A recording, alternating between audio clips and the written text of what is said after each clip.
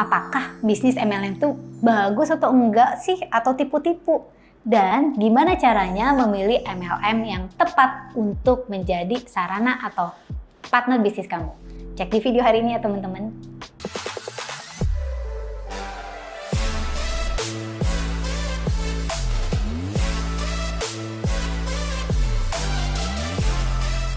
Halo teman-teman, welcome back to Teta Megi TV channel. Di channel ini kamu bisa menemukan banyak sekali bahasan tentang money mindset, tentang personal finance, dan juga tentang investasi dan bisnis, dan tentang law of attraction. So, untuk teman-teman yang baru, welcome dan jangan lupa subscribe ya. Semoga video kali ini juga benar-benar bermanfaat untuk kamu sehingga kamu tahu kualitas di channel kita. Sebenarnya video ini adalah video lanjutan ya. Sebelumnya kita minggu lalunya kita pernah membahas tentang money game ya. Money game maksudnya investasi yang berkedok MLM, tipu-tipu yang berkedok investasi. Maksud saya gitu ya. Saya hari ini nggak mau ngomongin tentang itu. Hari ini kita mau bicarakan tentang MLM. Apakah MLM atau multi level marketing atau pada dia juga bilangnya network marketing adalah bisnis yang baik?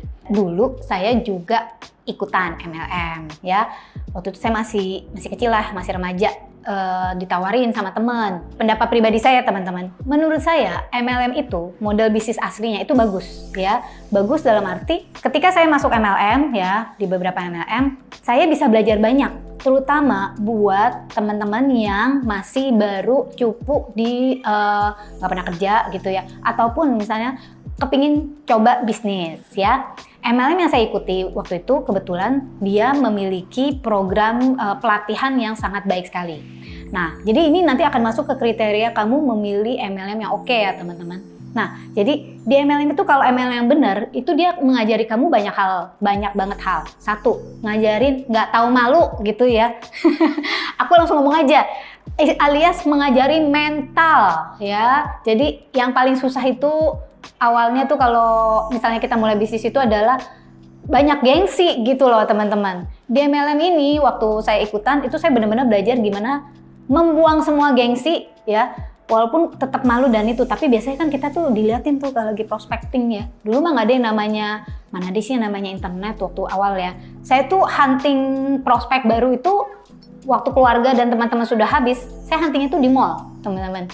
Jadi benar-benar dilepas tapi diintip sama upline saya gimana saya prospecting ya. Kadang bareng, kadang habis itu saya dilepas gitu kan. Jadi benar-benar diajarin nggak tahu malu, alias dilatih mentalnya ya. Mental namanya ditolak udah makanan sehari-hari, dan itu mesti dihitung lagi. Ditolaknya kalau belum 20, belum 50, belum 100, belum pulang gitu ya. Jadi bisa sampai malam. Jadi juga dilatih mental pekerjanya.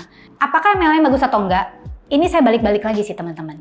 Kalau sekarang saya ngelihatnya banyakan tuh ya, dalam tanda kutip ya, maafkan kalau saya salah, saya tidak ada tujuan untuk menyinggung siapapun, penipuan yang berkedok MLM. Ini yang salah, betul ya? Iya loh ya.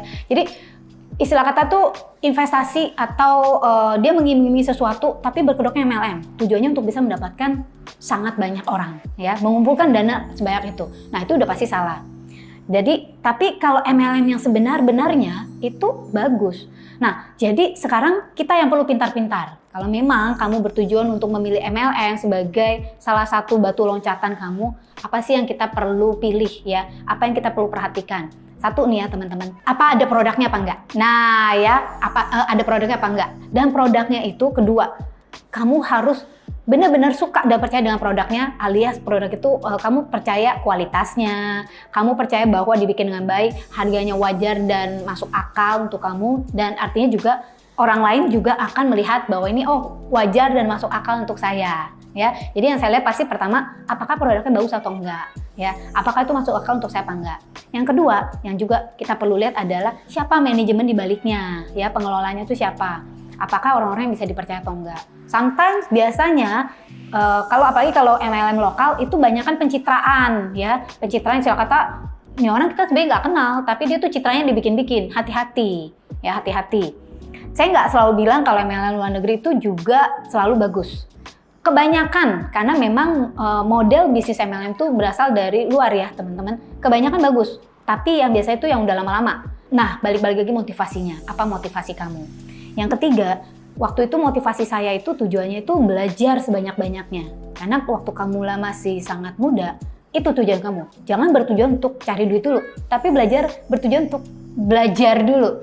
Nah, jadi yang saya cari itu adalah kalau saya menjadi diri saya yang muda lagi dan saya ngomong sama dia, yang saya akan nasihat saya adalah cari yang punya pelatihan yang bagus, ya. Artinya tuh kamu istilah kata dalam tanda kutip dapat pelatihan gratis. Sometimes mereka charge sih teman-teman, tapi biasanya charge-nya itu sangat rendah. Ya, jadi biasanya tuh kita belajar apa aja sih? Yaitu yang seperti saya bilang, marketing lah, terus begitu belajar nggak tahu malu gitu kan, belajar gimana caranya memperkenalkan produk, belajar presentasi ya, belajar presentasi, dan belajar public speaking ya, dengan kata lain sejalan. Nah, jadi saya cari MLM itu seperti itu kriterianya. Dan yang keempat, tentu aja yang punya masa depan yang baik gitu ya, punya masa depan yang baik, istilah kata produknya oke. Itu semua bersambung lah ya, berkesinambungan, punya masa depan yang baik.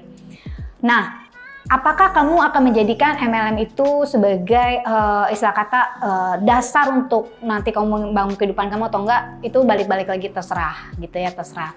Tapi peringatan saya sih, hati-hati dengan penawaran MLM yang sekarang ini banyak yang bodong ya teman-teman. Banyak nih penipuan uang yang berkedoknya MLM, which is totally not okay. Bukan apa teman-teman, kalau nih ya, mungkin kamu adalah salah satu leader, tapi kalau perusahaan yang sudah kamu begitu percaya dan lalu kamu istilah kata kamu sebarkan ke semua orang gitu kan ya, kepercayaan kamu tularkan kepada orang-orang, dan begitu uang ini dibawa kabur dan mungkin kamu sudah mendapat gitu ya, yang jadi leader itu biasanya udah dapat biasanya kalau dalam jumlah tertentu.